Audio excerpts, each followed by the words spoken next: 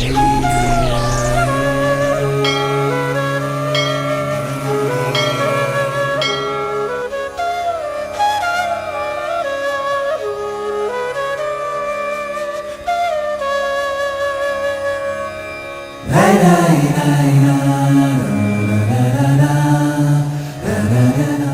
ಶ್ರೀ ಗುರು ರಾಘವೇಂದ್ರಾಯ ನಮಃ. ಶ್ರೀ ರಾಘವೇಂದ್ರ ಸಕಲ ಪ್ರದಾತಾ ಸ್ವಪಾದಕಂಜಧ್ವಜ ಭಕ್ತಿಬದ್ಧಃ ಅಘಾದ್ರಿ ಸಂಭೇದನ ದೃಷ್ಟಿ ವಜ್ರಃ ಕ್ಷಮಾ ಸುರೇಂದ್ರೋ ಬತು ಮಾಂ ಸದಾಜಂ. ಪೂಜ್ಯಾಯ ರಾಘವೇಂದ್ರಾಯ ಸತ್ಯಧರ್ಮರತಾಯ ಚ ಭಜತಾಂ ಕಲ್ಪವೃಕ್ಷಾಯ ನಮತಾಂ ಕಾಮಧೇನವೇ.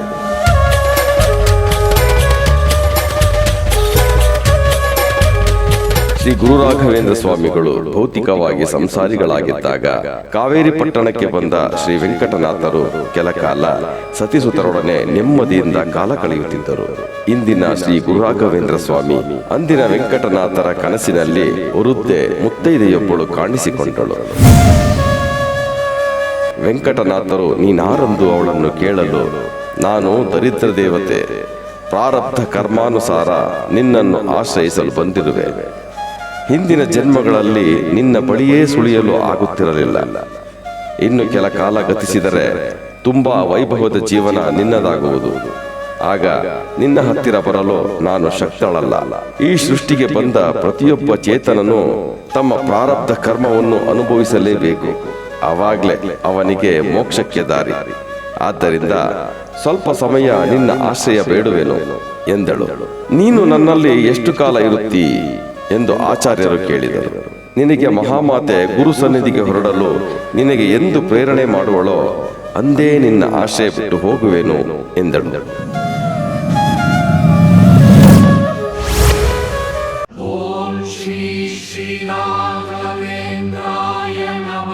ಹೀಗೆ ಕನಸು ಕಂಡ ದಿನದಿಂದಲೇ ವೆಂಕಟನಾಥರ ಜೀವನವನ್ನು ಪ್ರವೇಶಿಸಿ ಕೆಲವು ದಿನಗಳಲ್ಲಿಯೇ ಕಷ್ಟಪಟ್ಟು ಅವರ ಹೊಲದಲ್ಲಿ ಬೆಳೆದಿದ್ದ ಬೆಳೆ ಹುಳು ಬಿದ್ದು ನಾಶವಾಯಿತು.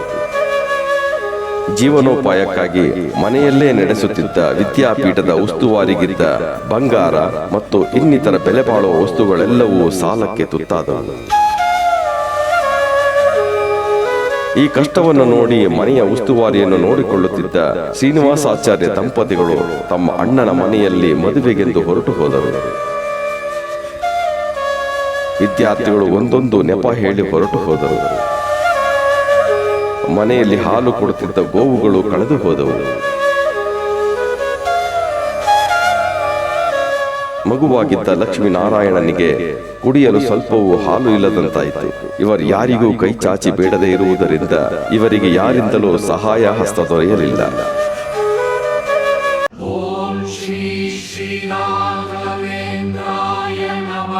ಇಂತಹ ಒಂದು ಸಂದಿಗ್ಧ ಪರಿಸ್ಥಿತಿಯಲ್ಲೂ ಒಂದು ಹೊತ್ತು ಊಟ ಮಾಡದೆ ಇದ್ದರೂ ಊಟ ಮಾಡಿದವರಂತೆ ಸದಾ ಹಸನ್ಮುಖಿಗಳಾಗಿ ಅಕ್ಷತೆ ಅಂಗಾರಗಳನ್ನು ಧರಿಸಿ ಭಕ್ತಿ ಭಾವದಿಂದ ಪೂಜೆ ಮಾಡುತ್ತಾ ಇರುತ್ತಿದ್ದರು. ಇದಲ್ಲವೇ ದೇವತಾ ಮನುಷ್ಯರ ಲಕ್ಷಣ.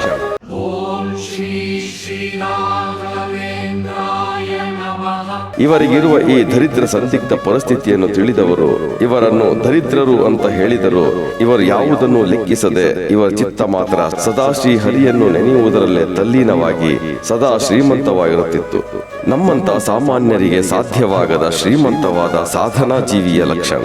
ಹೀಗೆ ದರಿದ್ರ ದೇವತೆಯ ಆಶ್ರಯ ಕಾಲದಲ್ಲೂ ಕಷ್ಟಗಳನ್ನು ಅನುಭವಿಸುವಾಗ ಒಂದು ದಿನ ಯಾರೋ ಮನೆಯಲ್ಲಿ ಇಲ್ಲದಿದ್ದಾಗ ಹಿಂದಿನ ಬಾಗಿಲಿನಿಂದ ಬಂದ ಕಳ್ಳರು ಇದ್ದ 4-6 ಪಾತ್ರೆಗಳನ್ನು ಕದ್ದೊಯ್ದರು. ಅಂದಿನ ರಾತ್ರಿ ವೆಂಕಟನಾಥರ ಧರ್ಮಪತ್ನಿ ಸರಸ್ವತಿಯ ಕನಸಿನಲ್ಲಿ ಶ್ರೀ ವಿಜಯೇಂದ್ರರು ಕಾಣಿಸಿಕೊಂಡು ಶ್ರೀ ಸುಧೀಂದ್ರರಲ್ಲಿ ಹೋಗೆಂದು ಹೇಳಿದ್ದನ್ನು ಪತಿ ವೆಂಕಟನಾಥರಿಗೆ ತಿಳಿಸಿದರು.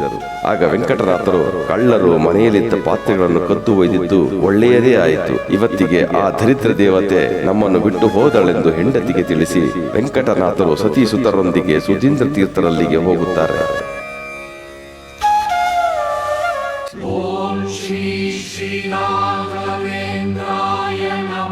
ಶ್ರೀ ಗುರುರಾಯರ ಇತಿಹಾಸವನ್ನು ತಮಗೆ ಏಕೆ ಹೇಳಿದೆನೆಂದರೆ, ಇಂಥ ಮಹಾಮೇಧಾವಿ, ಮಹಾತಪಸ್ವಿ, ಮಹಾಸಿದ್ಧಿ ಪುರುಷನನ್ನೇ ಬಿಡದೆ ಕಾಡಿರುವ ಆ ದರಿದ್ರ ದೇವತೆ ನಮ್ಮ ನಿಮ್ಮಂತ ನರಮಾನವರನ್ನು ಕಾಡದೆ ಬಿಡುವಳೆ?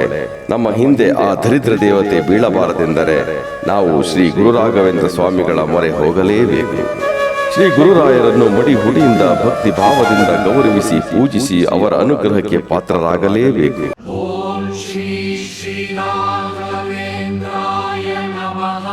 ಹೀಗೆ ಶ್ರೀ ಗುರುರಾಯರ ಅನುಗ್ರಹಕ್ಕೆ ಪಾತ್ರರಾಗಿ ತಮ್ಮನ್ನು ಆಶ್ರಯಿಸಿದ ದರಿದ್ರ ದೇವತೆಯಿಂದ ದೂರಾಗಿ ಸುಖ ಸಂಸಾರ ನಡೆಸುತ್ತಿರುವ ಒಬ್ಬ ರೈತನ ಮಗನ ಸತ್ಯ ಘಟನೆಯನ್ನು ಪ್ರಸ್ತುತಪಡಿಸುತ್ತಾ ಇದ್ದೇನೆ, ಕೇಳಿ. ಶ್ರೀ ಗುರುರಾಯರ ಅನುಗ್ರಹಕ್ಕೆ ಪಾತ್ರರಾಗಿ. ನಮಸ್ತೆ, ನನ್ನ ಹೆಸರು ಚಂದ್ರು ಅಂತೇಳಿ. ನಾನು 2012ರಲ್ಲಿ ಮೈಸೂರು ಯೂನಿವರ್ಸಿಟಿಲಿ ಡಿಗ್ರಿ ಕಂಪ್ಲೀಟ್ ಮಾಡಿದೆ. ತದನಂತರ ನಾನು ಯಾಕಂದ್ರೆ ನಮ್ಮ ಊರಲ್ಲಿ ಜಮೀನಿತ್ತು. ಅದರಿಂದ ನಮ್ಮ ಅಪ್ಪ ಅಮ್ಮಂಗೂ ಕೂಡ ತುಂಬಾ ಕಷ್ಟ ಆಗ್ತಿತ್ತು. ಅದರಿಂದ ಊರಿಗೆ ಹೊರಟೋಗ್ಬಿಟ್ಟೆ. ಊರಿಗೆ ಹೋಗಿ ನಮ್ಮೂರಲ್ಲಿರೋ 5 ಎಕರೆ ಕಬ್ಬು ತೋಟ, 5 ಎಕರೆ ಅಡಿಕೆ ತೋಟ, 5 ಎಕರೆ ಗದ್ದೆಲಿ ನಾನು ತುಂಬಾ ವ್ಯವಸಾಯ ಮಾಡ್ತಿದ್ದೆ. ಅದರಿಂದ ನಾವು ಸುಮಾರು ವರ್ಷಕ್ಕೆ ಒಂದು 20ರಿಂದ 30 ಲಕ್ಷ ದುಡಿಮೆ ಮಾಡ್ತಿದ್ವಿ. ನಮ್ಮ ಅಪ್ಪ ಅಮ್ಮಂಗೂ ಕೂಡ ತುಂಬಾ ವಯಸ್ಸಾಗಿತ್ತು. ಅವ್ರಿಗೂ ಮಗನ ಮದುವೆ ಮಾಡಬೇಕು ಅಂತ ತುಂಬಾ ಆಸೆ ಇತ್ತು. ನಾನು ಕೂಡ ನಮ್ಮ ಸ್ನೇಹಿತರ ಮುಖಾಂತರ ಅವ್ರಿಗೂ ಹುಡುಗಿ ನೋಡಿ ಅನ್ನೋ ವಿಚಾರಗಳು ಮಾಡ್ತಿದ್ದೆ. ಹಾಗೆ ನಮ್ಮ ಅಪ್ಪ ಅಮ್ಮಂಗೂ ಕೂಡ ತುಂಬಾನೇ ಹುಡುಗಿ ವಿಚಾರದಲ್ಲಿ ನೋಡ್ತಿದ್ರು. ನಾನು ಹೀಗೆ ಹೆಣ್ಣು ಹುಡ್ಕೊಂಡು ಒಂದಷ್ಟು ಬ್ರೋಕರ್ ಮುಖಾಂತರ ಎಲ್ಲ ತುಂಬಾ ನೋಡಕ್ ಹೋಗ್ತಿದ್ದೆ. ಸೊ ಈ ಬ್ರೋಕರ್ಗೆ ಸುಮಾರು 1 ಲಕ್ಷಾಂತರ ರೂಪಾಯಿ ಕಳೆದುಬಿಟ್ಟಿದ್ದೀನಿ. ಸೊ ಹೋದಂತ ಮನೆಗಳಲ್ಲಿ ಬರೀ ಒಂದು ಅವಮಾನಗಳು. ನೀನ್ ಏನಪ್ಪ ಮಾಡ್ತೀನಿ ಅಂತ ಕೇಳಿದಾಗ, ಏನಪ್ಪ ಬೆಂಗಳೂರಲ್ಲಿ ಸೈಟ್ ಇದೆಯಾ, ಸ್ವಂತ ಮನೆ ಇದೆಯಾ, ಎಷ್ಟು ದುಡಿಮೆ, ಏನು ಈ ತರ ಕೇಳೋರು ತುಂಬಾ ಆದ್ರು. ನಾವು ಊರಲ್ಲಿ ವ್ಯವಸಾಯ ಮಾಡ್ತಿದ್ದೀನಿ, ಇಲ್ಲೇ ಲಕ್ಷಾಂತರ ರೂಪಾಯಿ ದುಡಿತೀನಿ ಅಂದ್ರೆ ಅವ್ರಿಗೆ ಬೇಕಾಗಿರಲಿಲ್ಲ. ಎಲ್ಲ ಸಿಟಿ ಹುಡುಗ, ಫ್ಯಾಷನಬಲ್ ಹುಡುಗನ್ನೇ ತುಂಬಾ ಕೇಳ್ತಿದ್ರು. ರೈತರ ಮಕ್ಳಿಗೆ ಹೆಣ್ಣು ಕೊಡೋಕೆ ಯಾಕೆ ಈ ತರ ಹಿಂದೆ ಮುಂದೆ ನೋಡ್ತಾರೆ ಅನ್ನೋದು ತುಂಬಾ ಮನಸ್ಸಿಗೆ ಕಾಡ್ತಿತ್ತು. ಸಖತ್ ಬೇಜಾರಾಗ್ಬಿಡ್ತು. ಈ ಮದುವೆನೇ ಬೇಡ, ಜೀವನದಲ್ಲಿ ಆರಾಮಾಗಿ ಒಬ್ಬಂಟಿಯಾಗಿ ನಮ್ಮ ಅಪ್ಪ ಅಮ್ಮ ನೋಡ್ಕೊಂಡು ಚೆನ್ನಾಗಿರ್ಬೇಡ ಅನ್ಸ್ಬಿಡ್ತು. ಒಂದಿನ ನಾನು ನನ್ನ ಫ್ರೆಂಡ್ ಮದುವೆಗೆ ಬೆಂಗಳೂರಿಗೆ ಬಂದಿದ್ದೆ. ಅವತ್ತು ಇನ್ನೊಬ್ಬ ನಮ್ಮ ಫ್ರೆಂಡ್ ಆನಂದ್ ಸಿಕ್ಕಿದ್ರು. ಅವ್ನು ಕೇಳ್ದೆ, ಏನ್ ಮಗ ಹಿಂಗೆ ಲೈಫ್ ಮದುವೆ ಆಯ್ತಾ ಅಂತ. ಸೊ ನನ್ನ ವಿಚಾರಗಳೆಲ್ಲ ಹೇಳ್ದೆ, ನೋಡಪ್ಪ ಇವತ್ತು ಜೀವನ ನಾವು ಏನ್ ಅನ್ಕೊಂಡಿದ್ದ ಮಗ, ಸಾಧನೆ ಅಂದ್ರೆ ಒಂದು ಬಿಲ್ಡಿಂಗ್ ಕಟ್ಟಬೇಕು, ಬೇರೆ ತರ ವ್ಯವಸಾಯದ ಮುಖಾಂತರ ತೋರಿಸ್ಬೇಕು, ಹಾಗೆ ಹೇಗೆ ಅನ್ಕೊಂಡಿದ್ದು. ಬಟ್ ಈ ಸಾಧನೆಯನ್ನು ಮದುವೆ ಆಗದೆ ಕಣ ಅಂದ್ರೆ ನನ್ಗೆ ಇವಾಗ ಗೊತ್ತಾಯ್ತು ಅಂತ ನಮ್ಮ ಹುಡುಗ ಆನಂದಂಗೆ ಹೇಳ್ದೆ. ತುಂಬಾ ಬೇಜಾರಾಗ್ಬಿಡ್ತು ಮಗ, ಈ ಜೀವನದಲ್ಲಿ ನನಗೆ ಮದುವೆನೇ ಬೇಡ ಅಂತ ಡಿಸೈಡ್ ಮಾಡ್ಬಿಟ್ಟಿದ್ದೀನಿ ಕಣ ಅಂತ ಹೇಳ್ದೆ. ನಾನು ಹಿಂಗೆ ಬೇಜಾರಲ್ಲಿದ್ದೆ. ಅವಾಗ ನಮ್ಮ ಹುಡುಗ ಒಂದ್ ಸ್ವಲ್ಪ ಯೋಚನೆ ಮಾಡ್ಬಿಟ್ಟು, ಮಗ ಒಂದ್ ಮಾತು ಹೇಳ್ತೀನಿ ಕೇಳಂತ. ಸರಿ ಹೇಳಪ್ಪ, ಊರಲ್ಲಿ ಎಲ್ಲಾರನ್ನೂ ಮಾತು ಕೇಳ್ತೀನಿ, ಫ್ರೆಂಡ್ ಆಗಿ ನಿನ್ ಮಾತು ಕೇಳಿದ್ರೆ ನನಗೆ ಹೇಳು ಅಂದೆ. ನಿಮ್ಮ ಊರ ಅಕ್ಕಪಕ್ಕ ರಾಘವೇಂದ್ರ ಮಠ ಇದೆಯಾ ಅಂತ ಕೇಳ್ದ. ಹೂ ಮಗ, ಅದೇ ಸ್ವಾಮಿಗಳ ಮಠ ಇದೆ ಅಂತ ಹೇಳ್ದ.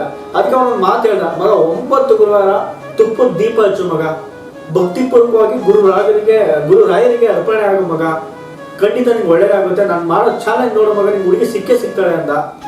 ಭಕ್ತಿಪೂರ್ವಕವಾಗಿ ನಾನು 9 ವಾರ ಗುರು ರಾಘವೇಂದ್ರ ಮಾಡ್ತಾರೆ, ತುಪ್ಪದ ದೀಪ ಹಚ್ಚುತ್ತೆ. ಸೊ 6 ತಿಂಗಳು ಒಳಗಡೆ ಒಂದು ಇವಾಗ ಹುಡುಗಿ ಸೆಟ್ ಆಗಿದೆ. ಸದ್ಯದಲ್ಲೇ ನನ್ನ ಮದುವೆ ಕೂಡ ಆಗ್ತಿದೆ. ಮದುವೆ ಆದ ನಂತರ ನಾನು ನನ್ನ ಹೆಂಡತಿ ಮಂತ್ರಾಲಯಕ್ಕೆ ಹೋಗ್ಬಿಟ್ಟು ಗುರು ರಾಘವೇಂದ್ರ ಸ್ವಾಮಿಗಳ ಸೇವೆ ಮಾಡಿ ಬರ್ತೀವಿ. ಜೈ ಗುರು ರಾಘವೇಂದ್ರಾಯ ನಮಃ.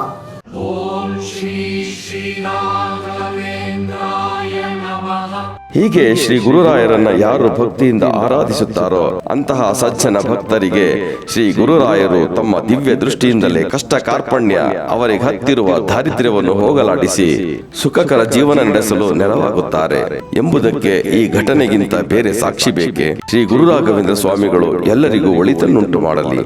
ಎಂತಹ ಕಷ್ಟ ಕಾರ್ಪಣ್ಯಗಳಿಗೂ ದಾರಿದ್ರ್ಯಕ್ಕೂ ಸಜ್ಜನ ಭಕ್ತರು ಹೇಳುವುದೊಂದೇ ಮಾತು, ದಯವಿಟ್ಟು ನಮ್ಮ ಬಳಿ ಸುಳಿಯಬೇಡಿ, ನಮ್ಮ ಜೊತೆ ರಾಯರಿದ್ದಾರೆ ಎಂದು ಹೇಳುತ್ತಾ ಈ ಸಂಚಿಕೆಯನ್ನು ಮುಗಿಸೋಣ. ಸರ್ವೇ ಜನ ಸುಖಿನೋ ಭವಂತು.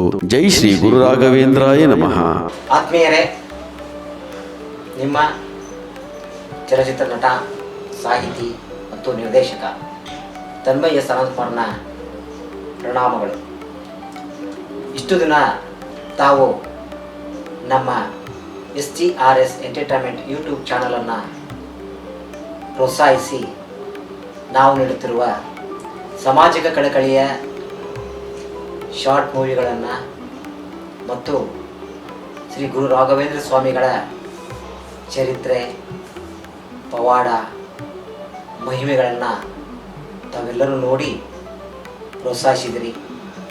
ಹಾಗೆ ಲೈಕು, ಕಾಮೆಂಟು, ಶೇರ್ ಮಾಡಿ ಸಬ್ಸ್ಕ್ರೈಬು ಮಾಡ್ಕೊಂಡಿದ್ದೀರಿ.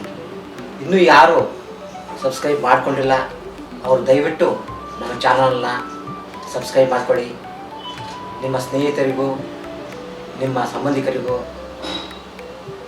ನಾವು ಹಾಕುವ ಪ್ರತಿಯೊಂದು ವಿಡಿಯೋಗಳನ್ನು ಶೇರ್ ಮಾಡಿ ನಮ್ಮ SGRS ಎಂಟರ್ಟೈನ್ಮೆಂಟ್ ಯೂಟ್ಯೂಬ್ ಚಾನಲನ್ನು ಪ್ರೋತ್ಸಾಹಿಸಿ ಅಂತ ಈ ಮುಖಾಂತರ ತಮ್ಮಲ್ಲಿ ಸವಿನಯ ಪ್ರಾರ್ಥನೆ. ಜೈ ಶ್ರೀ ಗುರು ರಾಘವೇಂದ್ರ ಸ್ವಾಮಿಗಳಾಯೇ ನಮಃ.